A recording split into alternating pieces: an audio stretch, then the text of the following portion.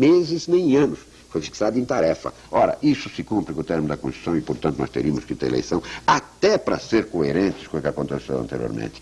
Prorrogar essa transição aconteceu o que está acontecendo. Cada vez mais, os homens do regime anterior vão tomando conta do poder novamente. Nitidamente isso está acontecendo. Bem, mas o que acontece a partir desse instante? No instante em que você não mais está meramente combatendo a ditadura, a palavra unidade ganha outra significação, outra conotação. Por quê? Porque agora você não está mais apenas se defendendo de um regime opressor. Você agora está tentando construir uma democracia. E a construção da democracia passa por outros caminhos. Passa por afirmações, passa por propostas concretas, passa por nitidez, passa por coerência, passa por uma outra unidade. E foi aí que o PMDB estourou? Eu acho que é aí que ele sentiu as grandes dificuldades. Se você somar isso o fato de que nesse instante nós fomos convocados para fazer a tarefa mais significativa do ponto de vista político, que chama fazer uma nova Constituição? Fazer uma nova Constituição, esse problema aflorou em toda a sua intensidade. Então, vamos falar dessa nova Constituição logo depois do intervalo.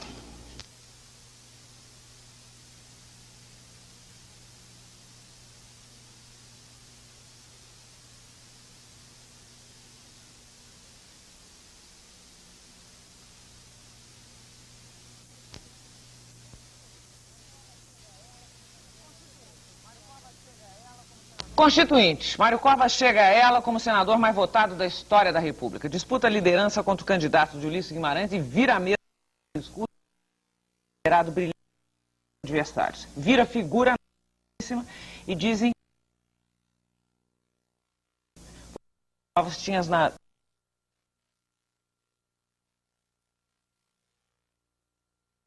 acusado de ter radicalizado posições e a partir provocado o aparecimento da reação ultra do Centrão. Você é o pai do Centrão? Nem o pai nem a mãe. Não tem nenhum parentesco com o Centrão. Faz questão de dizer isso. E também não me julgo responsável.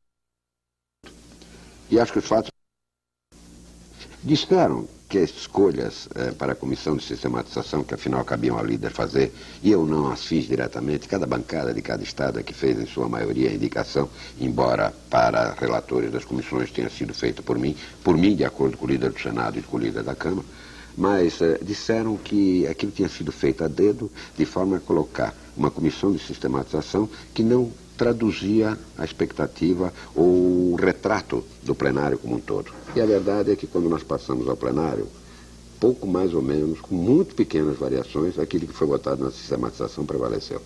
O que mostra que o trabalho feito na sistematização acabou traduzindo, de alguma maneira, o que o plenário ratificou. Então eu quero falar de uma coisa que passou. Aliás, quero falar abordando da seguinte maneira. A população brasileira anda muito descrente dessa classe política, né? E aí eu vou dar como exemplo uma coisa que passou no apagar das luzes do primeiro turno, me parece que até de madrugada, o plenário aprovou, sem discussão, um artigo que dá um tipo de calote em milhares de brasileiros. Por esse artigo, o governo ganha 8 anos, a partir de julho de 89, para saldar os precatórios judiciais pendentes, ou seja, dívidas, por exemplo, de desapropriações. Mesmo que elas já tenham sido ganhas na justiça, elas vão, então, são dívidas que podem ser pagas até por volta do ano 2000. Você acha que isso é justo? Eu não diria que é justo. Isso foi aprovado exatamente no dia em que casou meu filho, foi na quarta-feira. Você não estava lá? Mas isso não é desculpa, não estou me apresentando, me desculpando pelo fato de não ter participado. É que eu só tomei conhecimento da aprovação disso posteriormente. Mas acho que esse foi o mecanismo pelo qual alguns estados que realmente têm dificuldades com relação ao montante das suas desapropriações... Por exemplo, São Paulo... Por exemplo, São Paulo. E você já foi acusado disso também, de ter atrasado pagamentos ou deixado de pagar? No meu período da prefeitura, eu tenho a meu favor o seguinte fato. Ainda outro dia, o secretário da Justiça, que foi secretário na nossa administração, fez uma carta aos jornais em resposta a uma afirmação do atual secretário da Justiça, Cláudio Lemo. No meu período, é seguramente o período da prefeitura em que houve menos desapropriações em que se ficou por pagar no futuro. Bom, então, que estados que têm problema? São Paulo, Minas? Vários estados têm, eu não sei dizer para você, mas todos eles devem ter problemas de pagamento. E o que se fez com isso foi criar, naturalmente, um período em relação ao qual esses estados, mesmo mantendo o pagamento, têm uma determinada moratória, ou seja, divide esse pagamento por 6 ou 8 anos. É algo que, evidentemente, não favorece o credor. E, sobretudo, se você pensar que grande parte gente que tem uma casinha que foi desapropriada para passar o metrô, e aí, passa e no segundo turno tudo bem, isso não se discute? Eu tenho muita dúvida sobre se vai haver grandes mudanças no segundo turno. Por quê? Pelo seguinte fato, no segundo turno você só pode tirar coisas. Quanto a isso, não havia... Suprimir. Por quê? Porque o ato convocatório diz que toda a matéria da Constituição precisa ser aprovada em 2 turnos. Ora, você já aprovou um primeiro turno, você só pode tirar coisas no segundo turno. Se você acrescentar coisas, o que você acrescentar só está aprovado num turno. Você teria que fazer um terceiro para aprovar 2 vezes. De forma que as emendas são meramente supressivas. Ora, as emendas sendo supressivas e não se permitindo o que se chama DVS, isso é uma finesse de natureza regimental, um destaque para votações separadas, que obrigaria a se colocar 280 votos para aprovar. Não se permitindo isso, só se permite a emenda supressiva, o que significa que tem que ter 280 votos para retirar. E o número cada vez é menor. Ou seja, praticamente impossível suprimir qualquer coisa dessa. Não diria que é impossível. Eu acho que vai haver supressões. E você está dizendo também, de alguma forma, que a Constituição vai vir com injustiças? Mas eu acho que com injustiças ela não será uma Constituição perfeita, não será a Constituição dos meus sonhos, não será a Constituição dos sonhos de ninguém. Mas eu acho que razoavelmente ela vai traduzir a correlação de forças existente, não apenas na Constituição, como dentro da sociedade. Ela vai investir contra algumas coisas,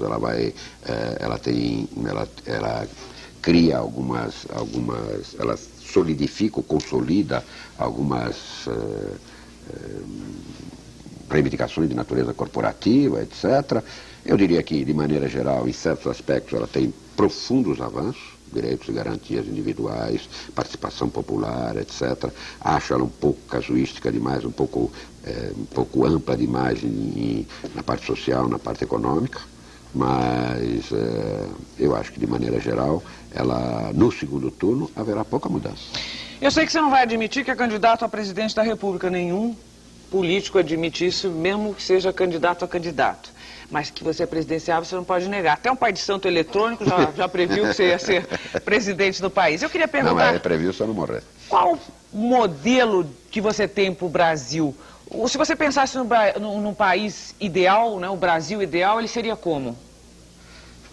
Bom, em primeiro lugar, eu acho que teria que ser necessariamente mais justo do que é hoje. Eu acho que, como é que nós vamos compatibilizar a reivindicação de modernidade, que implica em investimentos altos, e sobretudo investimentos altos na tecnologia mais moderna, em investimentos permanentes para quem daqui até o ano 2000 vai precisar criar 20 milhões de empregos, etc., com um mínimo de redução desta tremenda diferença de distribuição de renda.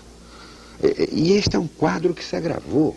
Quando a gente pega este período de 64 para cá, onde indiscutivelmente o país cresceu, e eu acho que a expressão correta é cresceu e não desenvolveu, porque crescimento é uma coisa, é o aumento do produto geral.